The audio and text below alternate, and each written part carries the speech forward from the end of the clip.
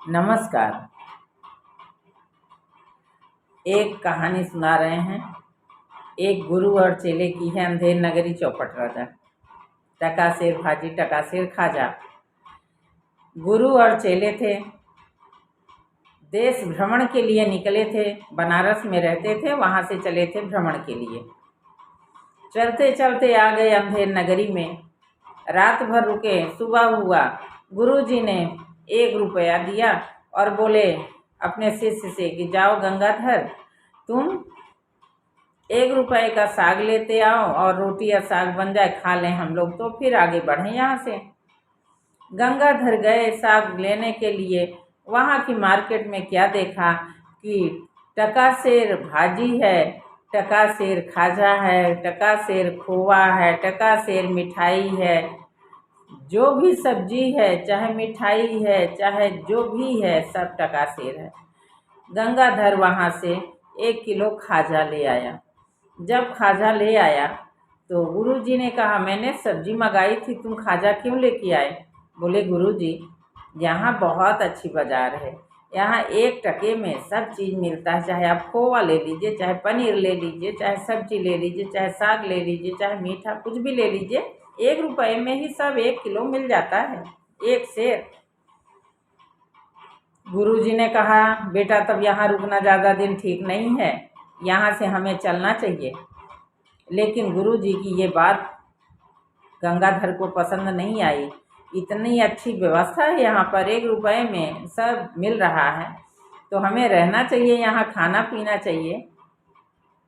हम भिक्षा मांगने वाले लोग हैं, भिक्षुक लोग हैं, हमारे पास ज़्यादा पैसे कहाँ आते हैं। यहाँ पर कम से कम थोड़े पैसे में और जी भर का भोजन कर लेंगे जो जी कहेगा। गुरुजी ने कहा, तब तो मैं चल रहा हूँ, तुम रहो जितना दिन रहना हो। और गंगाधर रह गए अंधेर नगरी में। गुरुजी चले गए। जाते जाते गुरुजी ने कहा, गंगाधर मैं जा रहा हूँ, मेरी ज़रूरत पड़ेगी तो याद कर लेना ज़रूर। बोले, ठीक है गुरुजी, आप परेशान मत होइए। इतना कह के गुरुजी चले गए। अब गंगाधर यहाँ रह रहे हैं, बहुत खुश हैं। रोज़ जाते हैं, 1 रुपये की जो मर्जी होती है लेकर आते हैं, खाते हैं, पीते हैं और मस्त हो जाते हैं। एक दिन एक औरत थी, उसका नाम था बिमला। बिमला की बकरी एक किसान के खेत में, उसका खेत चर गई। किसान का नाम था बलीराम। तो बलीराम के खेत में बकरी पड़ी और चर गई। बली ने मार दिया, बकरी मर गई। जब बकरी मर गई तो वो बिमला रोते हुए राजा के पास आती है, राजा जी, मेरे बकरी को बली ने मार दिया, मेरी बकरी मर गई, अब मैं क्या करूं? मैं एक गरीब हूं, मैं कैसे करूंगा अपना गुजारा? मैं बकरी का दूध बेच के चला रही थी। राजा ने आदेश दिया, जाओ बली को फांसी पे लटका दो। तुरंत बली को बुलाए और ले गए। जल्लाद ले गया फांसी पर चढ़ाने के लिए, लेकिन फांसी का फंदा थोड़ा बड़ा था, और बली की गर्दन पतली थी। जल्लाद लेकर आया, बोला, राजा जी, बली की गर्दन छोटी है, पतली है, और ये रस्सी का फंदा बड़ा है। तो बोले, जाओ जिसके गर्दन में ये फिट बैठ जाए उसी को फांसी पर चढ़ा दो। अब उसके सैनिक निकल पड़े, किसके? चौपट राजा के। उसको लेकर के बली को, क्योंकि मृत्युदंड तो बली को मिला है, अब बली को छोड़ना है तो पहले बली बताए कि कौन फिट बैठेगा, किसका फंदा हमसे थोड़ा मोटा है।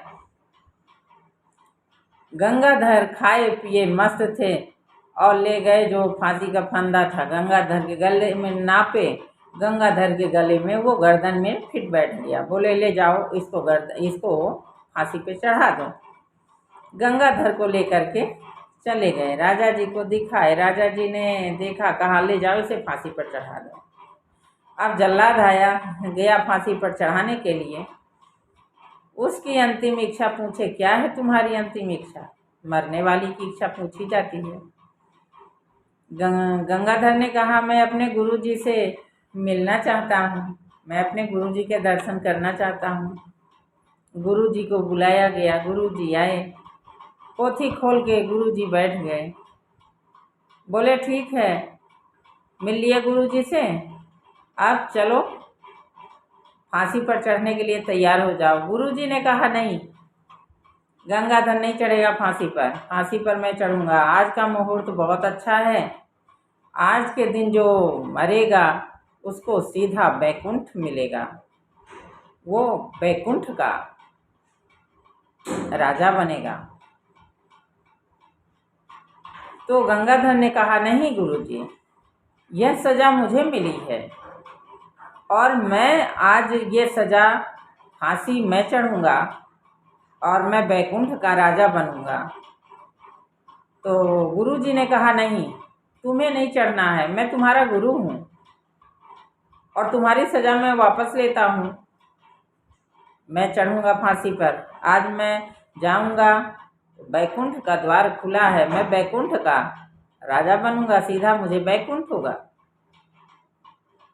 राजा ने कहा, ये क्या बात है, आप लोग आपस में झगड़ा क्यों कर रहे हो? बोले, नहीं राजन, झगड़ा नहीं कर रहे हैं, आज का मुहूर्त इतना अच्छा है कि गंगाधर की जगह मैं मरना चाहता हूँ, क्योंकि बैकुंठ का राजा मुझे बनना है।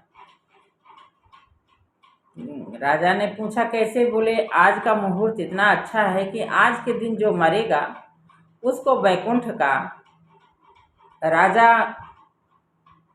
घोषित किया जाएगा, वहाँ का राज तिलक होगा, राज सिंहासन मिलेगा बैकुंठ का। बस राजा ने कहा कि जल्लाद भी मेरी है और प्रजा भी मेरी है और ये सजा भी मेरी है, मैं जिसको जो चाहूँ कर दूँ। तो ये सज़ा मैं पलटता हूँ और ये सज़ा मैं अपने को लेता हूँ, फांसी पर मैं लटकूँगा। स्वर्ग का जो सिंहासन है बैकुंठ का, वो मुझे मिलना चाहिए। और जल्लाद से कहा, जल्लाद, मुझे फांसी पर चढ़ा दो, मैं बैकुंठ लोक नहीं छोड़ना चाहता हूँ, पता नहीं मिले कि ना मिले दोबारा।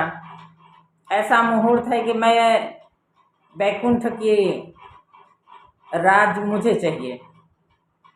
और जा कर के खुद फांसी पर लटक गया। जब चौपट राजा मर गया तो गुरुजी ने कहा कि गंगाधर, आपने तो बहुत गलती किया था, बात बन गई, अब चलो यहाँ के राजा तुम बन जाओ, मैं तुम्हारा मंत्री बनूंगा और यहाँ की जो व्यवस्था अस्त व्यस्त हुई है इसको ठीक करना है। टका शेर भाजी, टका शेर खाजा, ये व्यवस्था सही नहीं है, मैंने पहले ही बताया था, ये अच्छी व्यवस्था नहीं है। तो इसलिए वो शिष्य जो है राजा बन गए और गुरुजी मंत्री हो गए और फिर वहाँ का जो राजकाज, एक राजा का जो देखभाल अपने देश के प्रति, अपने राज्य के प्रति उनका कर्तव्य है, फिर बखूबी निभाने लगे। और फिर अंधेर नगरी, चौपट राजा, टका शेर भाजी, टका शेर खाजा, वहीं से राजा के साथ चला गया और वहाँ का संचालन गुरुजी करने लगे। नमस्कार।